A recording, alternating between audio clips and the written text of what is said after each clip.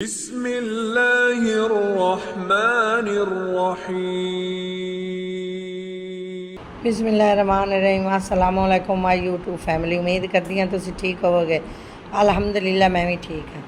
तो अज की रेसिपी मैं तुहाडे नाल शेयर कर रही हाँ देसी तोरियां। देसी तोरियां साड़ियां अपनियां घर दियां असीं तोड़न लगे तुहानूं विखा नहीं सके कि क्यों गर्मी बड़ी उत्थे कि भी वार तुहानूं पता है गर्मी बहुत पै रही है। तो ये देसी तोरियां जिहड़ियां ना असीं अपनियां खेतां विच खुआ लिआंदियां नूं ते असीं हुण बनाऊं हाँ ते असीं आखे अपने वीवरां नाल भी इन्हां दा तरीका बनावन दा शेयर कर लईए। तो मैं हुण बनांदी जावांगी, तुसीं वेखदे जावोगे वीवर भी मैं किस तरीके नाल बनानी हाँ। देसी तोरियां खाओ ते अपनी सेहत बनाओ। वेख लो वीवर, ए वेख लो माशाअल्लाह कितनियां खूबसूरत ते कितनियां नरम ते मुलायम देसी तोरियां ने। वेख ताज़ियां बिल्कुल हुण असीं तोड़ के ले आए, कितनियां अच्छियां। तो मैं हुण बनावांगी देसी तोरियां किस तरीके नाल बनदियां नूं ते फिर तुसीं वेखदे जावोगे। बिस्मिल्लाहिर्रहमानिर्रहीम। अस्सलामु अलैकुम माय यूट्यूब फैमिली। उम्मीद करदी हां तुसीं ठीक होवोगे। अल्हम्दुलिल्लाह मैं भी ठीक हाँ। तो तुसीं वेख रहे हो बिस्मिल्ला किंग चैनल। तो अज की रेसिपी मैं बना रही हाँ बिस्मिल्ला किंग चैनल ते कि देसी तोरियां का तरीका मैं आख्या अपने वीवरां नाल शेयर कर लवां कि असीं अपने खेतों के विचों तोरियां खुआइयां तुड़वा लिआंदियां कि वो तोड़न लग्या भी असीं तुहानूं विखाणियां कि उत्थे गर्मी बहुत है वीवर, कि बहुत शदीद गर्मी है कि तुसीं ज़रा गर्मी च बाहर निकलो तो तुहानूं पता चले। गाँव वाले लोगों तो बेचारिਆਂ पता है, बहरहाल शहर वाले फिर भी एसी उसी ला के बह जाते। तो तुसीं उम्मीद करदी हां तुसीं साडे तोरियां बनावन की रेसिपी जिहड़ी है ना वो ज़रूर चैक करिया कि असीं देसी तरीके नाल देसी स्टाइल नाल बिल्कुल शार्टकट रेसिपी असीं देसी तरीके नाल बनानी। ते ए नाल वेख लो माशाअल्लाह कितनियां खूबसूरत तोरियां हैं, नरम ते मुलायम है। ए वेखो कितनी अच्छी तोरी। ते ए वेख लो वीवर माशाअल्लाह ए साडे ना बहर खेतों में जामन हैं, कितने अच्छे ते कितने नरम मुलायम जामन। जामन भी सेहत वास्ते बड़े अच्छे होंगे हैं, खास तौर शुगर वाले लोगों वास्ते बहुत अच्छे हैं। तो मैनू आप भी शुगर है तो मैं जामन बड़े खानी हाँ। तो तुसीं भी खाओ तो अपनी सेहत बनाओ, तो तोरियां भी खाओ तो सेहत बनाओ। मैं हुण बनांदी जावांगी रेसिपी तो तुसीं वेखदे जाओगे। तो मैं हुण इन्हां नूं छिलदी हाँ ते बनानी हाँ ते कट्टदी हाँ ते फिर तुहानूं विखांदी हाँ। मैं वेख लो वीवर मैं आख्या छिलाई भी तोरियां दी करके ना अपने वीवरां नूं विखा लईए।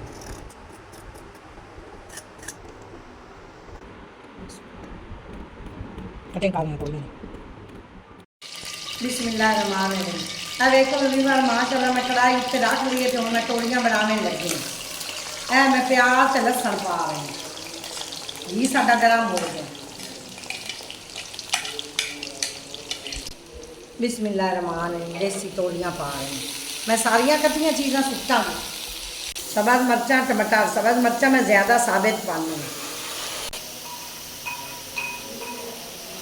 दड़ा मिर्च, पीसी हुई लाल मिर्च, हल्दी, नमक, सब्ज़ मिर्चां अदरक का पेस्ट। मैं सब्ज़ मिर्चां ज़्यादा पाती हूँ। मैं सारिया चीज़ां कट्ठियां हुण सुट दित्तियां कि हुण इहदे विच ही ना तोरियां पकणगियां ते इहदी बुनाई होवेगी ते अपना ही पानी छोड़ेगी। लिखिया है माशाअल्लाह किस तरीके नाल मैं अपना तरीका जिहड़ा है ना वो भी बात तुहाडे नाल शेयर कर लिया।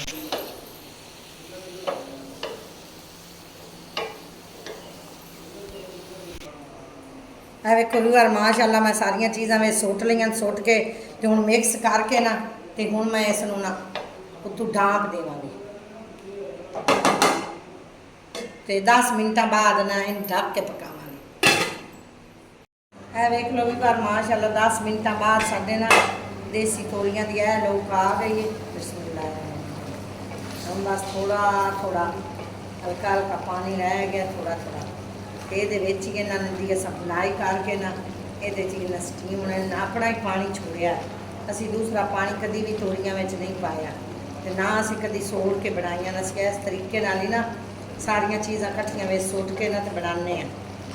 10 मिनट और लगेंगे तो बस फिर बुनाई हो जाएगी। माशाअल्लाह भी मैं वेख लो है लोग साडी देसी तोरियां दी आ गई है 10 मिनटां बाद।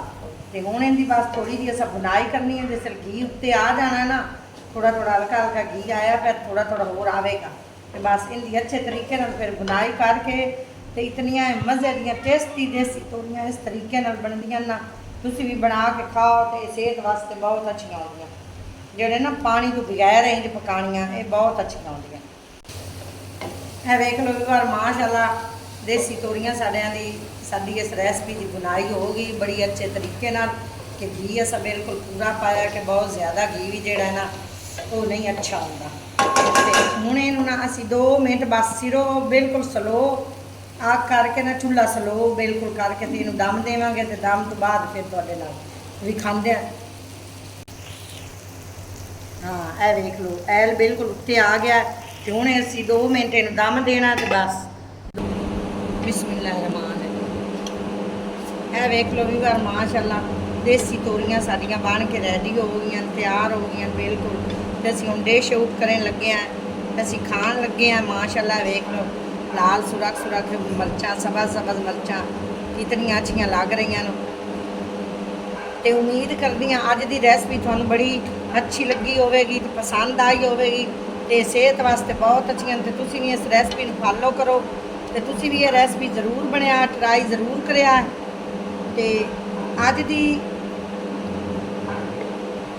ਤੁਸੀਂ ਬਿਸਮਿਲ੍ਲਾ ਕਿੰਗ ਚੈਨਲ ਨੂੰ ਤੁਸੀਂ ਸਬਸਕ੍ਰਾਈਬ ਵੀ ਕੀਤਾ ਕਰੋ, ਲਾਈਕ ਵੀ ਕੀਤਾ ਕਰੋ ਤੇ ਸ਼ੇਅਰ ਵੀ ਕੀਤਾ ਕਰੋ ਤੇ ਵੀਡੀਓ ਸਾਡੀ ਐਂਡ ਤੱਕ ਵੇਖੀ ਕਰੋ।